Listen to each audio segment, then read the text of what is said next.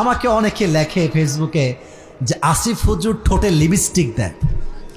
আমি আল্লাহর নামে কসম করে বলছি, ওয়াল্লাহি বিল্লাহি তাল্লাহি, আমার জীবনে কখনো আল্লাহকে সাক্ষী রেখে বলছি এটা করা তো দূরের কথা, জীবনে কোনো চিন্তাতেও আনি নাই।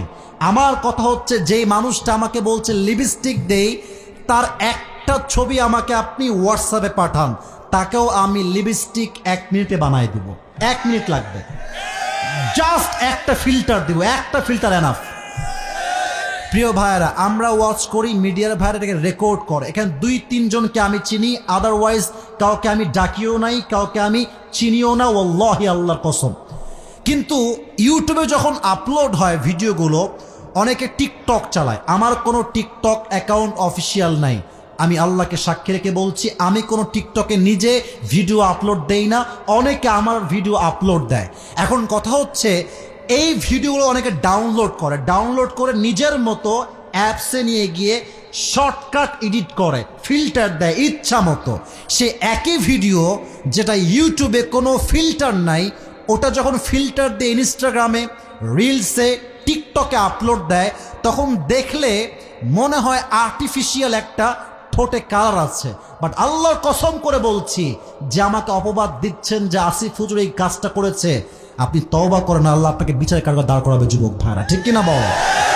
তো আমি কখনো এগুলো নিয়ে কথা বলি না। সময় টিভির সাক্ষাৎ ছিল প্রায় 1 বছর আগের কথা বলছি, আমাকে একদম সরাসরি বলছে, হুজুর আপনার বিষয়ে বক্তব্য কি আপনি বলেন, অমুক অমুক হুজুর আপনাকে নিয়ে কথাগুলো বলেছে। তা আমি অবাক হলাম, যে হুজুরগুলো বলেছে তারাও মিডিয়ায় কাজ করে। বাট সমস্যা কোথায়?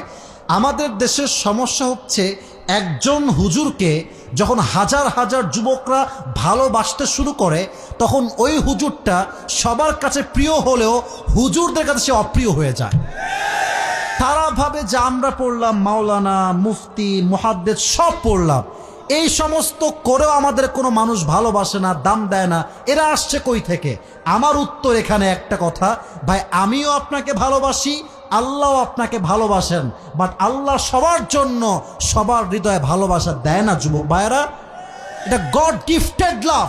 অতএব মাথায় রাখবেন একটা কথা, আপনার এলাকার যত মানুষ আপনাকে আজ থেকে মিথ্যা অপবাদ দিবে, you don't need to explain anybody, কিচ্ছু বলবেন না। যদি আল্লাহ আপনাকে সঠিক বোঝে, দুনিয়ার কে কি বুঝলো খোদার কসম দেখার সময় আমার কাছে নাই যুবক ভাইরা, ঠিক কিনা বল? নিজে ভালো তো দেশ ভালো, নিজে ভালো তো সমাজ ভালো, নিজে ভালো তো পরিবার ভালো, ঠিক কিনা বলেন?